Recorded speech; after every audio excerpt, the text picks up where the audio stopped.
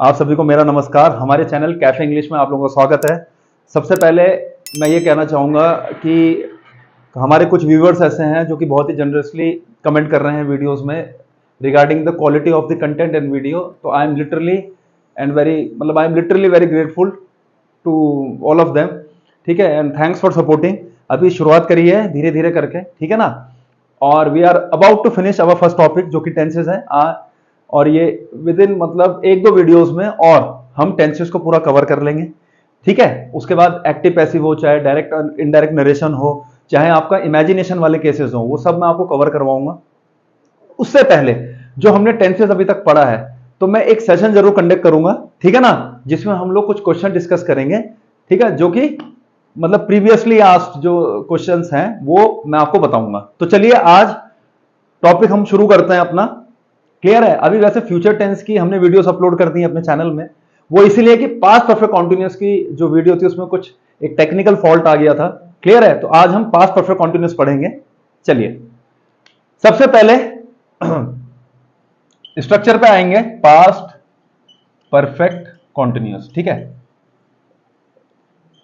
Obvious सी बात है, हमें सबसे पहले यह पता होना चाहिए कि स्ट्रक्चर क्या है, उसके बाद हम प्रोसीड करेंगे। सिंपल सी चीज है, subject plus I N G form of verb oblique verb की third form adjective plus object. और अब क्या है, क्योंकि ये परफेक्ट कॉन्टिन्यूअस है, ये नॉर्मल कॉन्टिन्यूअस सेंटेंस तो है नहीं, परफेक्ट कॉन्टिन्यूअस है, इसका मतलब यहां पे टाइम रेफरेंस की भी हमें जरूरत होगी।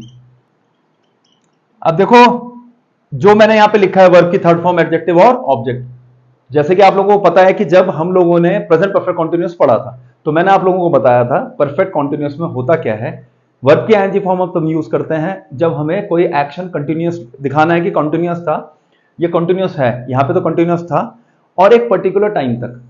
क्लियर है, या एक डेफिनेट या स्पेसिफिक टाइम पीरियड तक, ठीक है जी। तो परफेक्ट कॉन्टिन्यूअस में दूसरा क्या है, यहां पे आप वर्ब की आईएनजी फॉर्म के अलावा वर्ब की थर्ड फॉर्म का भी यूज कर सकते हो, जो कि स्टेट बताएगी, अवस्था बताएगी और एडजेक्टिव का भी। क्लियर है। अब सीधा सीधा डायरेक्टली एग्जांपल्स पे आते हैं जिससे आपको क्लियर कट आइडिया लग जाएगा एक बार। क्लियर है। तो देखिए पास्ट परफेक्ट कॉन्टिन्यूअस के बाद जो बचे हुए टॉपिक्स हैं वो हम कवर करेंगे। उसके बाद जब मैं आपको क्वेश्चंस प्रोवाइड करूंगा, वो भी कैसे, किसी बुक वगैरह से ही, पर कैसे, जो कि पुराने टाइम पे जो हमारे एग्जाम्स हुए हैं वहां जो पूछे गए हैं, तो आपको क्लियर कट आइडिया मिल जाएगा कि जो हम लोगों ने अभी तक पढ़ा है ये कितना रेलेवेंट है।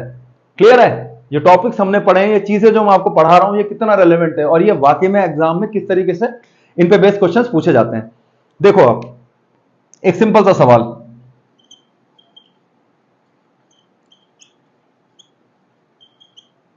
When the farmer woke up the sun dash, bracket में वर्ब है शाइन। क्लियर है। और अगला है when the farmer woke up the sun dash for a long time, और ब्रैकेट में फिर से वर्ब क्या है, शाइन। अब देखो ये वाला जो स्टेटमेंट है, ये वाला जो स्ट्रक्चर है, हमने कहां फॉलो करा था, पास्ट कॉन्टिन्यूअस में। मैंने आपको क्या बताया था कि व्हेन से जो लगता हुआ क्लॉज है उसको एक मोमेंट्री एक्शन हम मानते हैं और ये कहते हैं कि दूसरा वाला जो एक्शन होगा वो उस समय पास्ट टेंस में कॉन्टिन्यूअस था। पर ऐसा हर जगह नहीं है। कुछ एग्जांपल्स भी मैंने पास्ट कॉन्टिन्यूअस में आपको दिए थे जहां पे मैंने बोला था कि हर बार ये चीज नहीं फॉलो करनी है, अपना माइंड और कॉमन जो एक वो कहते हैं कॉमन सेंस, ठीक है, या लॉजिकल जो अप्रोच है वो लगाना है। अब देखो यहां When the farmer woke up the sun dash, अब अगर मैं ये कहूं कि फार्मर वोक अप, वेक का सेकंड फॉर्म है, शाइन का अगर सेकंड फॉर्म कर दूं, शाइन कर दूं यहां पे मैं कि when the farmer woke up the sun shined, तो मैंने इसमें क्या जस्टिफिकेशन दिया था, क्या एक्सप्लेनेशन दिया था कि अगर मैं ऐसा बोलूं when the farmer woke up the sun shined, तो ये ऐसा लग रहा है कि कंडीशनल टाइप का सेंटेंस है जहां पे जब फार्मर उठा तो सूरज चमका।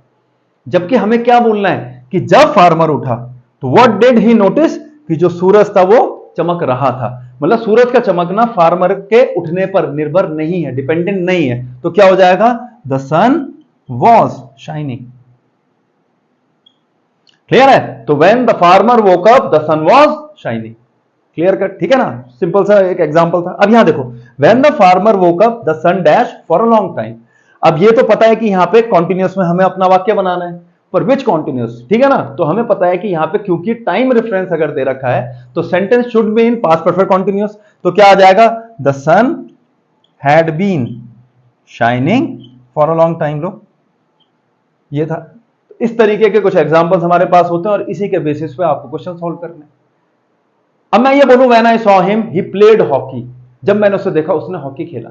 ही प्लेड हॉकी का तो क्या है कि मतलब ये पास्ट के एक एक्शन को डिनोट कर रहा है, बस कॉन्टिन्यूटी को कहां डिनोट कर रहा है। जब मैंने उसे देखा उसने हॉकी खेला, बन रहा है आपस में कोई इनका रेलेवेंस या कोई रिलेशन। बट जब आप बोलोगे जब मैंने उसे देखा ही वॉज प्लेइंग हॉकी, उस समय वो हॉकी खेल रहा था। अब ये दोनों आपस में इंडिपेंडेंट क्लॉज है, आपस में है ही नहीं है रिलेटेड। जब मैंने उसे देखा तो वो हॉकी खेल रहा था, वो अपना अलग अपना मस्त, ठीक है ना, या अपना बिजी होकर क्या कर रहा था, हॉकी खेल रहा था। क्लियर है? इसीलिए हम क्या करते हैं कि इन वाक्यों में हम लोग कॉन्टिन्यूस एक्शन का यूज करते हैं, जिससे ये लग जाए कि ये इस कंडीशन पे निर्भर नहीं है। क्लियर है? चलो आगे बढ़ते हैं इसी बात पे। अगला एग्जांपल देखिए, यहां पे ब्रैकेट में वर्ब लिख देते हैं बी। अब ये बी क्या है, ये मैं ऑलरेडी, अगर स्टार्टिंग से आप वीडियो कंटिन्यूटी में देखेंगे तो आप समझ जाएंगे। क्लियर है? बी क्या है, अवस्था बताने का काम करती है। क्लियर है? स्टेट बताने का काम करती है। बी की डिफरेंट फॉर्म्स होती हैं पर। क्लियर है? ठीक है। अब जैसे मैं बोलूं कि बी कहां लगना है, अगर आप सिंपल प्रेजेंट में बी का यूज करना चाहते हो तो वहां पे जो बी की फॉर्म्स होती है वो होती है इज एम आर। अगर आपको प्रेजेंट परफेक्ट कॉन्टिन्यूअस में बी का यूज करना है तो वहां उसकी फॉर्म्स होती है हैज बीन, हैव बीन। वैसे ही सिंपल पास्ट में बी की फॉर्म होती है was were, past perfect continuous में होती है हैड बीन। क्लियर है? अब देखो वाक्य, when I met Ram he dash ill. अब आपको पता है कि यहां पे हमें बी की फॉर्म यूज करनी है, ही को रिलेट करना है किससे, इल। तो यह इल वर्ड जो है ये एडजेक्टिव है, एक्शन तो है नहीं है। क्लियर है? ये एडजेक्टिव है। ठीक है। और हमें क्या बताना है कि जब मैं राम से मिला तो राम की अवस्था क्या थी कि वो बीमार था। तो क्लियर कट हो गया कि यहां पे हमें अवस्था का यूज करना है, और वो भी किसमें, and that too in simple past या पास्ट इंडेफिनिट। तो क्या आ जाएगा, he was ill. When I met Ram he was ill. Clear है? अब यहां देखो, when I met Ram he dash ill for many weeks. तो जब मैं राम से मिला तो वो बीमार था और बहुत हफ्तों से बीमार था। क्लियर है? तो यहां पे टाइम रेफरेंस आ गया है, तो क्या हो जाएगा आंसर, ही हैड बीन। तो when I met Ram he had been ill for many weeks. ठीक है ना? ये चीज आपको ध्यान में रखनी है। क्लियर है? अच्छा,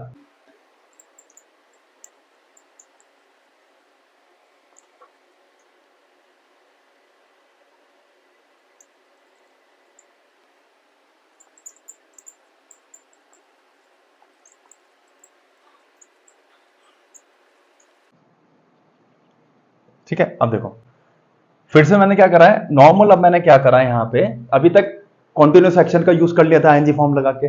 उसके बाद एडजेक्टिव कैसे यूज करते हैं वो आपको बताया मैंने। क्लियर है? वॉज के साथ तो एडजेक्टिव आपको पता है, हैड बीन के साथ कैसे लगता है वो बताया। और अब क्या है कि यहां पे फिर से क्या है, ब्रोकन वर्ब की थर्ड फॉर्म है जिसे हम बोलते हैं पास्ट पार्टिसिपल। पास्ट पार्टिसिपल का क्या काम होता है, it functions as an adjective. Clear है? पास्ट पार्टिसिपल का काम भी क्या होता है, it functions as an adjective. Clear है? कब, जब हम अवस्था वगैरह की बात करें तो हमेशा नहीं होता है ऐसा। ठीक है? वर्ब की थर्ड फॉर्म को पास्ट पार्टिसिपल बोला जाता है। और पार्टिसिपल यहां पे जब पास्ट पार्टिसिपल हम बोलेंगे तो इसका मतलब वर्ब की third form when it acts या when it functions as an adjective, अवस्था बताने के लिए। क्लियर है? तो यहां पे आपको एक चीज समझनी है कि ब्रोकन मेन वर्ब कब हो जाएगा, मेन वर्ब कैसे हो जाएगा ये, अगर मैं हैज, हैव या हैड के साथ वर्ब की थर्ड फॉर्म लगाऊं तो ये एक्टिव वॉइस का एक स्ट्रक्चर है ना। एक्टिव वॉइस में क्या होता है, परफेक्ट में हैज, हैव या हैड के साथ हम लोग वर्ब की थर्ड फॉर्म लगाते हैं, तब ये वर्ब की थर्ड फॉर्म जो होगी ये अवस्था नहीं बताएगी। ठीक है? ये क्या बताएगी, एक्ट। दूसरी बात, ये कैसे पता कि हमें यहां पे ये स्टेट बता रही है, ये हमें इस नाउन की स्टेट, क्योंकि यहां पे देखो डोर अगर मेरा सब्जेक्ट होता तो डोर फिर ब्रोक का कुछ एक्शन कर सकता है क्या, डोर दरवाजा जो है किसी को तोड़ सकता है क्या, नहीं। पर यहां दरवाजे पे एक्शन हो सकता है।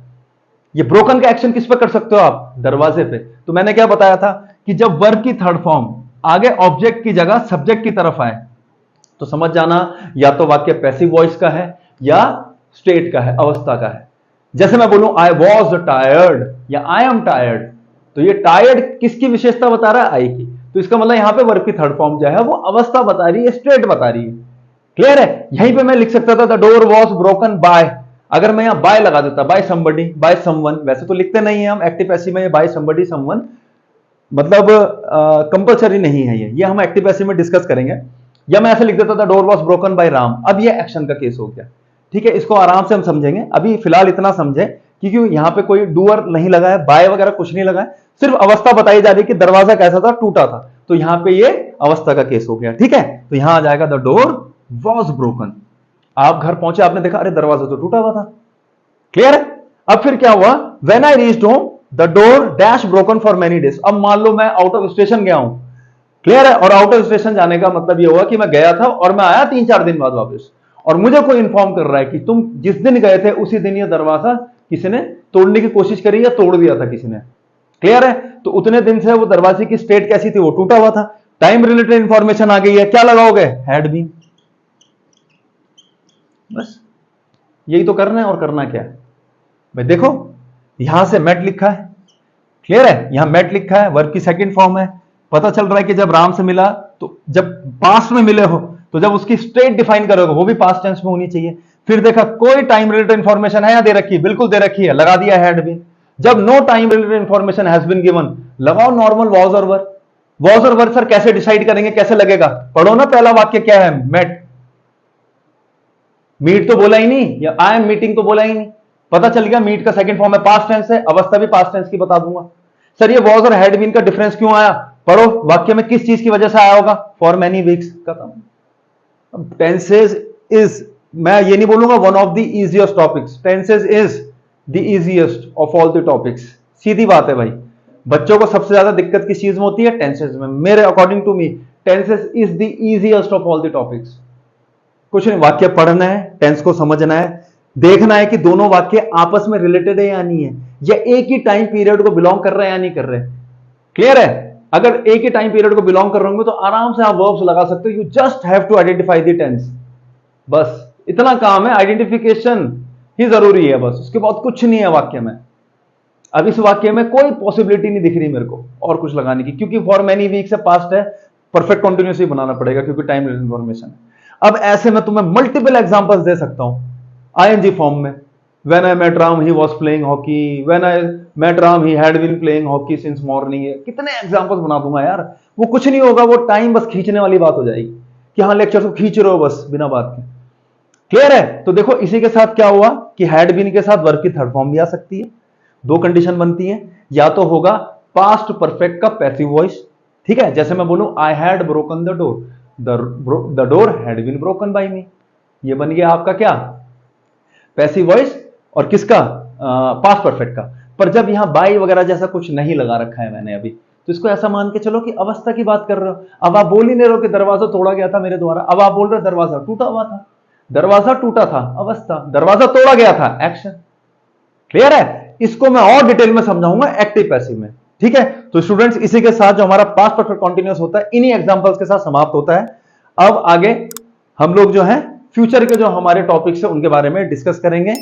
धन्यवाद।